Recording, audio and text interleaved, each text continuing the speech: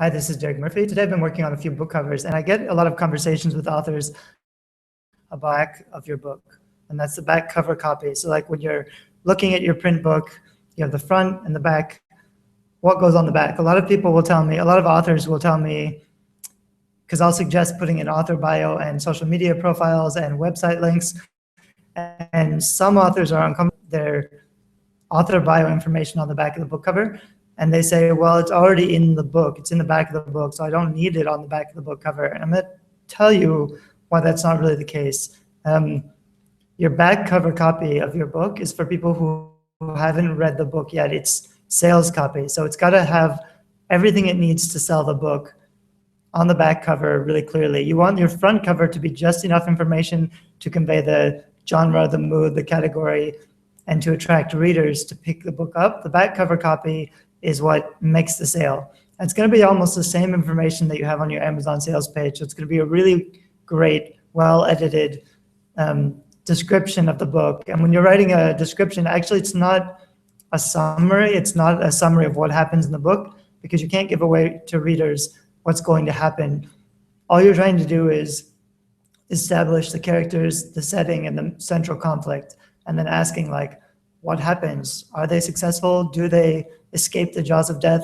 You just want to make them interested in the book enough to buy it. The back cover copy is going to have that really good sales description or summary, and it's going to have some reviews. If you don't have any reviews yet, you can get some later, and you can edit your back cover. It's common.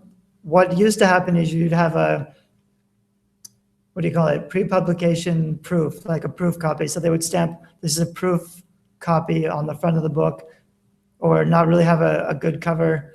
These days, it doesn't really matter. You can just, if you're using CreateSpace, you can just upload your cover as it is, send it out to reviewers. You don't have to say it's a proof copy in the book or on the cover, although some reviewers, like the main big stream reviewers, will want it 3 to 6 months in advance, and they want to know for sure that it's not published yet. So in some cases, it's handy to make sure you're letting them know or putting that on the front of the cover. But in most cases, that publication date isn't really going to matter. And for most reviewers, it's not going to matter. So for me, I would just finish up the book cover as well as you can and then send it out to reviewers.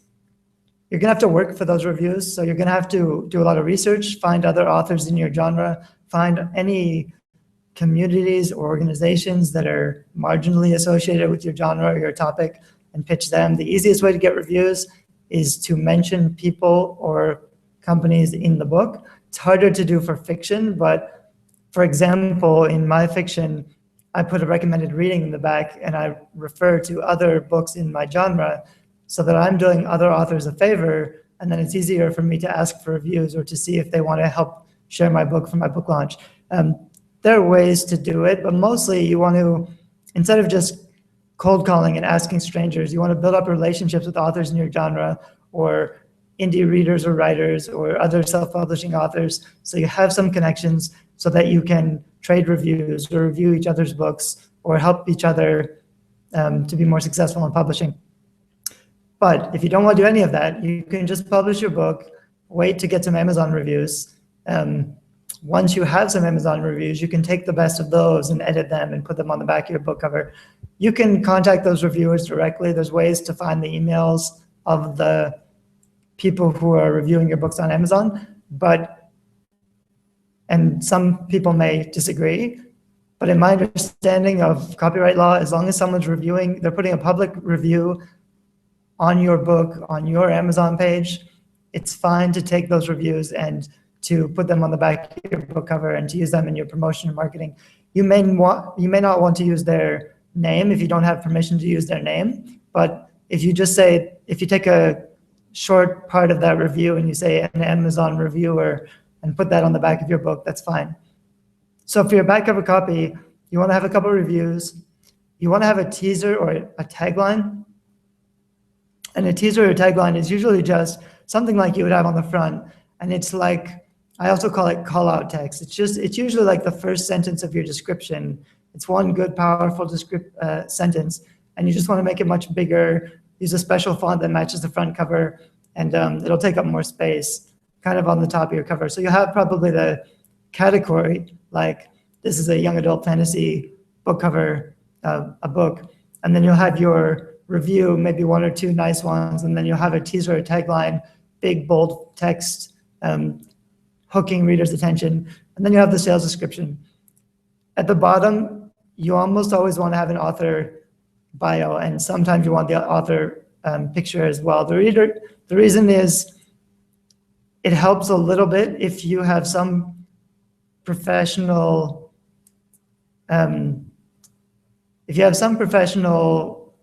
what's the word? Qualifications. If you've spoken at these places, if you have these professional contacts, if you've won these awards, you kind of want to use whatever you've got that tells the book that doesn't really fit in the book description of why you were qualified as an author to write this book. If you're writing nonfiction, it's really important.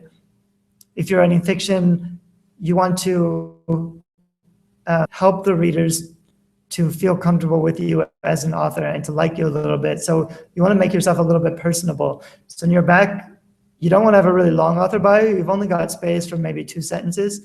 And so you don't want something huge that takes up half the back cover, because it's not really about you. And most of the things you say about yourself are not going to help sell the book. But having an author photo and having just a little bit about yourself, especially anything that's going to help readers to like and identify with you, something like you live in the woods, you like coffee and reading books, and you have 5 cats and you have a family, anything that helps readers to place you a little bit and to see you as a person that they could get along with or like as a normal person. You don't want to just come across as kind of too narcissistic, and that can often happen when you talk about yourself too much. And so you don't want to go on and on about your childhood or when you became interested in writing, because when they're looking at the back cover copy, they're not interested in you enough yet. So that back cover copy, you have an author bio, but it's only just enough to show that you're human, not too much, or it'll scare them away because they want to know about the book. But you want to have something there because most people aren't going to read the book. And if you have an author bio in the book, in the back of your book, most people are never going to see it. And that's why you want to have something on the back, because even if people don't buy your book, they can read that author bio and they can know a little bit about you. Maybe they put your book back down, they don't buy it, but they'll remember a little bit about you. They'll know that you're an author. They know that you write this kind of book. You've made an impression on them, even if they haven't bought the book. And you can do that with an author photo more than if you did it with just back cover. Because if it was just back cover copy, they might forget all about you. But if you put an author photo there, and especially your website, your social media profiles, if you say something clever or interesting, you're going to make an impression, and they'll be much more likely to remember you and your book. So they might say, weeks later, they're talking about books, and they might mention this book, and this author looked kind of cool, and they're interested in these things. And you stick in their mind because they've got that picture of you and that description of you. Even if you're not selling the book to those people, you're making an impression and building your author platform. And that's why it's important to put your author bio on the back of the book. Inside the book, on the back, you can have more information because you're also going to have your call to action. So in the back of your book, when they finish reading the book, now they've just spent hopefully 5 or 10 hours with you on this journey, and they're much more likely to be interested if you have any other recommendations, if you have a longer author bio talking about more about you, the other things you're working on, the future books that you're working on.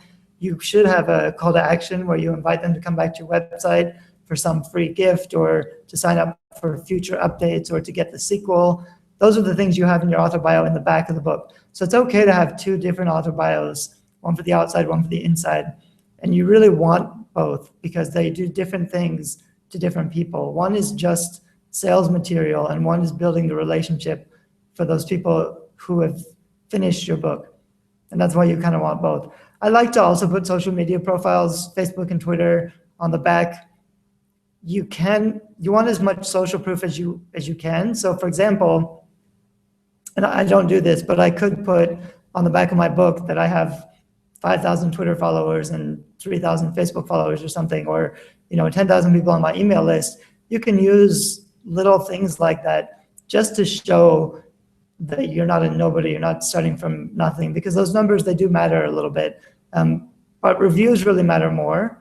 And so you really want to, the other thing I've seen do, which is a little sketchy, but some people do it, is they'll take a quote from somebody famous and they'll put that on the back of the book or in the sales description, because you don't really need permission to use somebody famous's, to use a quote or something they've said. So if they've said something really great, if you're writing, for example, I'm writing about book cover art and I talk a lot about design. If I take somebody famous like Andy Warhol and I take his quote about design and put that on the back of my book cover, even though it's obvious I'm in no way related to Andy Warhol, you still get a little bit of trust transference. So because they know Andy Warhol and they know he's an expert, because I'm agreeing with him and I'm using him kind of as a starting point to get into this dialogue with design, that makes a good impression on the right type of readers, because they're likely to be interested in Andy Warhol and in design. And the fact that I know something about Andy Warhol makes it more likely that I'll also know something about book cover design. Anyway, it's something I've seen some people use for their Amazon description or for the back cover copy. So if you have no reviews or nothing to start from, something else to consider. But really, you need to be doing the work and reaching out to reviewers who can review your book so that you can put that on the back cover. And as I said before, you can start with nothing, leave it for a couple months until you have your reviews, and then you can replace your back cover. It's really easy to just change the file, upload a new PDF to CreateSpace, and they'll just start using the new file in a couple days. So you can always, you don't have to have everything finished in the beginning. You can have kind of stages, put out something to get started so that you can start building a following, start building your reviews. And then before you do a really big launch or you do a public event or something, you can change that back cover copy and make it a little stronger. Okay, some things to think about. Thanks, bye-bye.